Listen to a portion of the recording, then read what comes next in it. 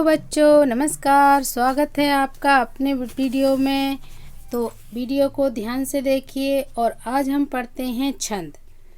तो बच्चों, छंद क्या होते हैं? छंद का अर्थ है बंधन। छंद का क्या अर्थ है? बंधन। यानी वर्ण, मात्रा, यति, गति, तुक आदि के नियमों से जो बंधी हुई रचना होती है। वर्ण, मात्रा, यति, गति, तुक आदि के नियमों से जो नियोजित या बंधी हुई रचना होती है उसको हम छंद कहते हैं, है ना। अब छंद में क्या है? वर्ण। वर्ण अक्षर को कहते हैं। अक्षर जैसे छोटा बड़ा है, काखा गागा है, ये स्वर भी हो सकते हैं, व्यंजन भी हो सकते हैं। यह दो प्रकार के होते हैं, लघु या ह्रस्व यानी छोटा, गुरु यानी दीर्घ, गुरु दीर्घ यानी कि बड़ा। अब जैसे छोटा लघु उसको कहते हैं जो बिना मात्रा वाला हो या छोटी मात्रा वाला हो, और गुरु यानी दीर्घ उसे कहते हैं जिस पे मात्रा हो, है ना, जिसको पढ़ने में ज़्यादा समय लगे, वो कहलाता है गुरु यानी दीर्घ। फिर आती है मात्रा। वर्ण के बोलने में जो समय लगता है उसे मात्रा कहते हैं। अब एक मात्रा गिनने के लिए ये पाई का इस्तेमाल करते हैं और दो मात्रा गिनने के लिए एस चिन्ह है, इसका प्रयोग करते हैं। फिर आता है यति। अब जब हम छंद, कोई भी छंद पढ़ते हैं उसमें जब हम रुकते हैं, कोई विराम चिन्ह आता है, जैसे अल्प विराम है, अर्ध विराम है, पूर्ण विराम है, तो हम रुकते हैं कुछ देर। पढ़ने के बाद छंद को जब हम पढ़ते हैं तो बीच में रुकते हैं, तो जो रुकने का जो है वो यति कहलाती है। जैसे विराम या रुकने को यति कहते हैं। इसके संकेत के लिए विराम चिन्ह का प्रयोग किया जाता है। फिर आता है चरण। छंद के एक भाग को चरण या पद कहते हैं। प्रत्येक छंद में चरणों की संख्या निश्चित होती है। यानी जैसे कि कोई छंद है, मान लो दोहा छंद है, तो दोहा छंद में 4 चरण होते हैं, तो ये निश्चित है। और जो चरण, जैसे एक लाइन आई, फिर कॉमा आया, फिर एक लाइन आई, फिर पूर्ण विराम आया, तो जो रचना है वो जो छंद है वो चरणों में विभाजित रहता है, और हर चरण में जो चरणों की संख्या होती है वो निश्चित होती है। फिर आया तुक। छंद की प्रत्येक पंक्ति के अंतिम भाग की समान ध्वनि को क्या कहते हैं? तुक कहते हैं। यानी जब हम कोई भी रचना पढ़ते हैं उसमें जो अंतिम शब्द आते हैं वो तुकांत होते हैं, यानी वो पढ़ने में एक जैसे लगते हैं। जैसे कि हमने कोई भी पढ़ा, बड़ा हुआ सो क्या हुआ, जैसे पेड़ खजूर, खजूर आया, फिर पंछी को छाया नहीं, फल लागे अति दूर, तो खजूर, दूर, ये क्या है? ये तुकांत शब्द हैं। फिर आएगा छंद के भेद। छंद दो प्रकार के होते हैं, मात्रिक छंद और वर्णिक छंद। कौन कौन से? मात्रिक छंद और वर्णिक छंद। अब मात्रिक छंद में मात्राओं की गिनती की जाती है, वर्णिक छंद में वर्णों की गिनती की जाती है। मात्रिक छंद कौन कौन से हैं? दोहा, चौपाई, रोला, सोठा, ये मात्रिक छंद हैं, और कवित्य, सवैया, ये वर्णिक छंद हैं। तो बच्चों, आज के वीडियो में हम मात्रिक छंद पढ़ेंगे और अगले वीडियो में हम वर्णिक छंद पढ़ेंगे, क्योंकि अगर हम दोनों में पढ़ेंगे तो फिर वीडियो बड़ा हो जाएगा। दोनों को एक साथ पढ़ेंगे तो वीडियो बड़ा हो जाएगा, इसलिए हम आज मात्रिक छंद पढ़ते हैं। तो मात्रिक छंद में आइए हम दोहा, चौपाई और सोठा को पढ़ते हैं। सबसे पहले पढ़ेंगे दोहा। ये अर्ध सममात्रिक छंद है। इसके प्रथम और तीसरे चरण में, प्रथम और तृतीय चरण में 13-13 मात्राएं होती हैं। दूसरे और चौथे चरण में 11-11 मात्राएं होती हैं, तथा सम चरणों के अंत में गुरु लघु होना चाहिए। यानी क्या है दोहा? यह अर्ध सममात्रिक, पूर्ण सममात्रिक नहीं है, अर्ध सममात्रिक छंद है। इसके पहले और तीसरे चरण में 13-13 मात्राएं होती हैं, दूसरे और चौथे चरण में 11-11 मात्राएं होती हैं, तथा सम चरणों के, सम कौन से? दूसरे और चौथे सम चरणों के अंत में गुरु लघु होना चाहिए। तो अब बच्चों, हम अगर ऐसा हमें पता ही नहीं होता कि इसमें कुल टोटल कितनी मात्राएं होती हैं, तो हम 13-11 को जोड़ेंगे तो कितनी होंगी? 24 मात्राएं। तो दोहे के प्रत्येक चरण में कितनी मात्राएं होती हैं? 24 मात्राएं होती हैं। तो चलिए अब हम उदाहरण लेते हैं।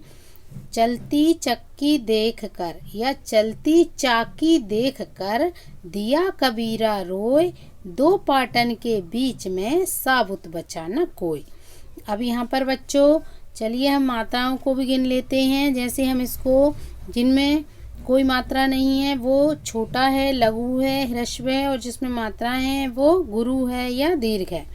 तो चलिए इसमें पढ़ते हैं, मात्रा गिनते हैं। एक मात्रा, एक, इसमें दो, दो इसको भी गिनेंगे, इसको दो, दो, एक, एक, एक। अब इसमें क्योंकि छोटी की मात्रा है तो एक गिनेंगे, इसमें दो गिनेंगे, एक, दो, दो, दो और एक, है ना, क्योंकि ये ए। तो अब गिनते हैं मात्राएं। एक, दो, तीन, चार, पाँच, छः, सात, आठ, 9, 10, 11, 12, 13। फिर 13 गिनेंगे, एक, दो, तीन, चार, पाँच, छः, सात, आठ, 9, 10 और एक 11। तो बच्चों देखिए, पहले और तीसरे में 13 13, दूसरे और चौथे में 11 11 मात्राएं होती हैं। तो ये है दोहा। टोटल इसमें कितनी मात्राएं होंगी? 24। तो देखिए, चलती चाकी देखकर दिया कबीरा रोय, दो पाटन के बीच में साबुत बचा न कोई। ये तो हमने एक उदाहरण पढ़ लिया। चलिए हम एक और उदाहरण पढ़ते हैं। माली आवत देख कर कलियन करें पुकार, फूले फूले चुन लिए काले हमारी बार। अब इधर हमने ये, इसमें भी कितनी मात्राएं हो? 24 मात्राएं हो गई। तो ये है दोहा। तो दोहा हम किसी के भी ले सकते हैं। रहीम के दोहे ले सकते हैं, कबीर के दोहे ले सकते हैं, बिरंद के दोहे ले सकते हैं, है ना। जैसे बड़ा हुआ सो क्या हुआ, जैसे पेड़ खजूर, पंछी को छाया नहीं, फल लागे अति दूर। तो ये है, क्या है ये? दोहे। तो चलिए अब हम आगे पढ़ते हैं। चौपाई। चौपाई एक सममात्रिक छंद है। इसमें 4 चरण होते हैं और प्रत्येक चरण में 16 मात्राएं होती हैं। चौपाई में कितनी मात्राएं होती हैं? 16 मात्राएं होती हैं। अंत में 2 गुरु अवश्य होते हैं। अंत में क्या होते हैं? 2 गुरु अवश्य होते हैं। गुरु यानी बड़ा, यानी मात्रा वाला, वो जरूर होते हैं, अवश्य होते हैं। उसको हम कहते हैं चौपाई। और चौपाई में बच्चों ध्यान रखना, चौपाई परीक्षा में जरूर पूछी जाती है। इसमें 16 मात्राएं होती हैं। जैसे मंगल भवन अमंगल हारी, द्रवहु सुदस्य रथ अजर बिहारी। अब इसमें कितनी मात्राएं हैं बच्चों? 16 मात्राएं हैं। तो आइए हम पढ़ते हैं अब सोठा। यह दोहे का उल्टा छंद है। सोठा कैसा है? दोहे का उल्टा छंद है। दोहे की तरह इसमें भी कुल 4 चरण होते हैं और इसके पहले और तीसरे में 11 11 मात्राएं होती हैं। दूसरे और चौथे चरण में 13 13 मात्राएं होती हैं। कुल इसमें कितनी मात्राएं होती हैं? 24 मात्राएं होती हैं। सोठे में कितनी मात्राएं होती हैं? कुल 24 मात्राएं होती हैं।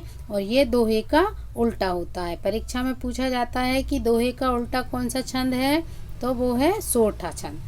तो इसमें जैसे दोहे में पहले और तीसरे में 13 13 मात्राएं होती हैं, सोठे में 11 11 हैं। दोहे में दूसरे और चौथे में 13 13 मात्राएं होती हैं, जब दोहे में दूसरे और चौथे में 11 11 होती हैं, जबकि सोठे में दूसरे और चौथे में 13 13 मात्राएं हैं।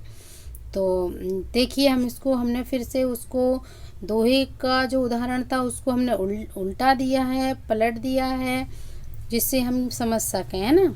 जैसे कि पहली लाइन दूसरी लाइन पहली की जगह कर दी, और पहली दूसरी की जगह, तीसरी चौथी की जगह कर दी, और चौथी तीसरी की जगह कर दी। जैसे दिया कबीरा रोय, चलती चाकी देख कर साबुत बचा न कोई, दो पाटन के बीच में, है ना। तो ये हो गया सोठे का उल्टा। तो इसलिए ये सोठा छंद है, ये दोहे का उल्टा हो गया। तो एक और छंद हमारा रह गया, रोला छंद।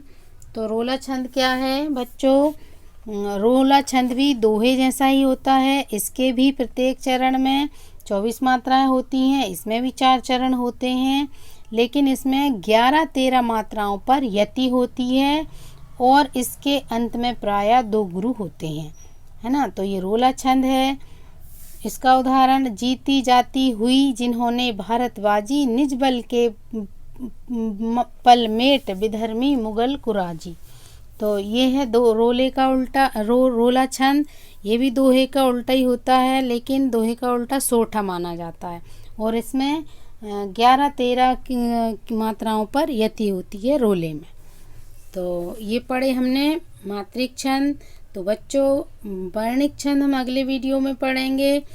तो मेरे वीडियो को देखने के लिए धन्यवाद। मेरे वीडियो को लाइक कीजिए पसंद आया हो तो, और सब्सक्राइब कीजिए। Thank you for watching. धन्यवाद।